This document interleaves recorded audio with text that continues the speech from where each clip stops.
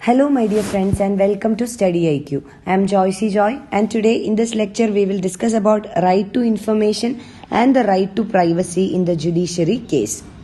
First of all, coming to the current affairs, a constitution bench of the Supreme Court has concluded the hearing of a crucial appeal under the RTA of 2005. So this case was regarding the judiciary and the RTI, how right to information and right to privacy would apply to the judicial system in India. So we will discuss the details of this in this lecture. But before we begin, this is our channel StudyIQ and we are providing pen drive courses for various competitive examinations including SSC and bank courses, UPSC optionals, SSC JE courses, teaching examination, railway examination, defense examinations, RBI Grade B, NABARD Grade A, UGC NET, UPSC Civil Services Examination, CLAT exams for various state PSCs and also for various professional courses. You can visit our website www.studyiq.com for more details or you can call to any of these numbers for more information. Now, let us understand what are the three basic RTI cases on question. The first one is regarding the appointment.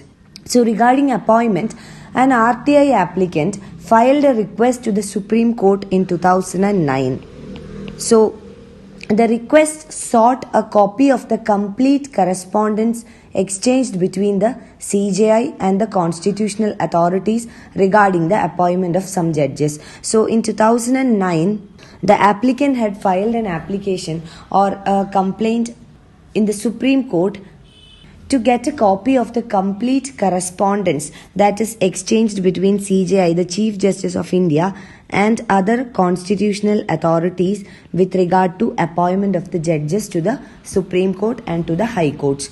And this related to the appointments of judges like H.L. Dattu, A.K. Ganguly, R.N. Lodha as the Supreme Court judges, suppressing the seniority of the judges A.P. Shah, A.K. Patnaik and V.J. Gupta.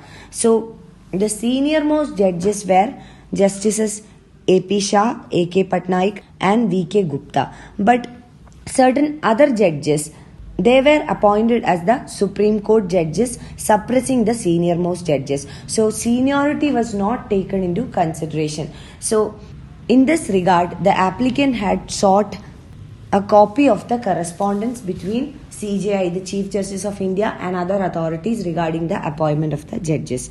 But what happened was that the information sought was denied. So the Central Information Commission, CIC, directed that the information need to be furnished. And the information officer of the Supreme Court appealed directly to the Supreme Court against the order. So this was the question regarding the appointment. Now, second question was regarding the assets declaration of the judges of Supreme Court. According to the Supreme Court's 1997 resolution, the judges of the Supreme Court needs to declare the assets held by them to the CJI. So they are accountable to the CJI on the assets that they hold. So the assets includes those assets which are owned in their own name, on their spouse's name, and also in any person's name who is dependent on the judges. So, own assets, spouse's assets and also the assets of the dependents needs to be furnished to the Chief Justice of India according to the 1997 resolution of the Supreme Court. And in this regard, an RTI application was filed in 2007. And the RTI application in 2007 asked if any declaration of the assets was made or filed by any of the judges of Supreme Court or High Courts to their respective Chief Justices. So this application of the RTA was regarding whether the judges have complied with the 1997 resolution of the Supreme Court, because the resolution has asked the judges to file their declaration with the CJI. So it is not a public document. So this RTI was regarding whether the judges have furnished it and what are the details of it. And what happened in this regard, the Public Information Officer, that is the PIO, invoked Section 8(1)(j) of the RTA Act to deny the information. So here also the Supreme Court denied to disclose the information regarding this. But again the CIC, Central Information Commission, ordered that the information sought by the applicant should be provided. And in this regard, the Delhi High Court has held that the contents of the asset declarations were entitled to be treated as personal information under Section 8(1)(j) of the RTA Act. So personal information need not be disclosed. And the Delhi High Court held that the information of the public servants could be sought only if it serves the larger public interest. So in this regard, there is no need to disclose the information of the assets declaration made by the judges. So this was the pronouncement of the Delhi High Court. But again, the applicant asked information only on the status of compliance and not the details itself. And therefore, the judgment was subsequently challenged by the Chief Public Information Officer before the Supreme Court, saying that the information regarding judges cannot be disclosed under RTI. So in the first two cases, what we see is that the CIC or the Central Information Commission has asked for disclosure of those information.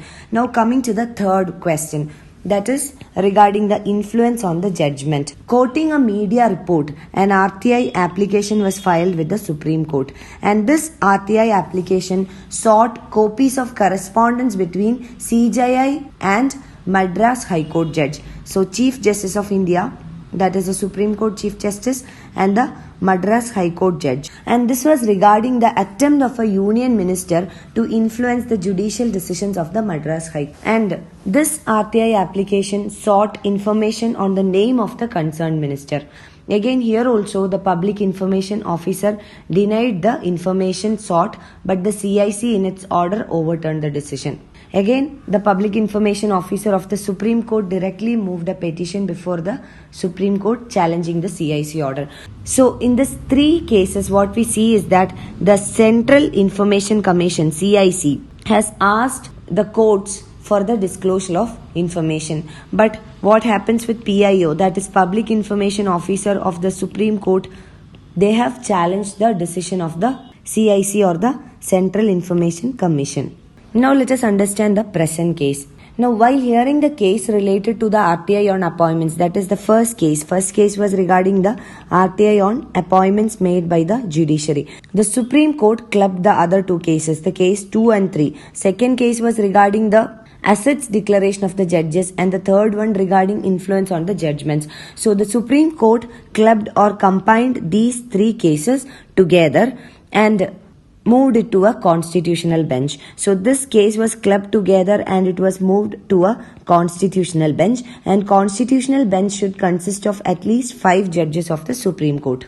And in the present case, a key question pertains to whether the judges are required to publicly disclose their assets regarding the RTI case or RTI application. Now we have already seen Section 8(1)(j) of the RTI prohibits the sharing of personal information that has no nexus to public activity. And this section also prohibits that which amounts to an unwarranted invasion of privacy unless the larger public interest justifies such a disclosure. So such kind of information can be disclosed only if there is an involvement of a public interest. That is Section 8(1)(j).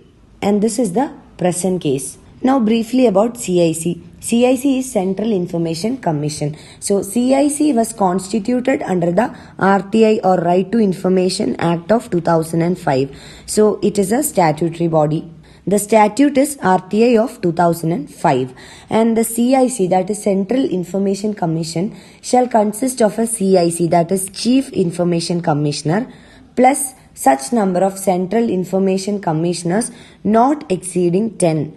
That means maximum number of members in the CIC should be 10 apart from the chairman. So CIC, that is Chief Information Commission, plus maximum of 10 members. And the commission has certain powers and functions which broadly relate to: one is the adjudication in second appeal for giving information. Second one, direction for record keeping. Third one is suo motu disclosures. Fourth one, receiving and inquiring into a complaint on inability to file RTI. And fifth is the imposition of penalties. And it also monitors and reports and prepares the annual report.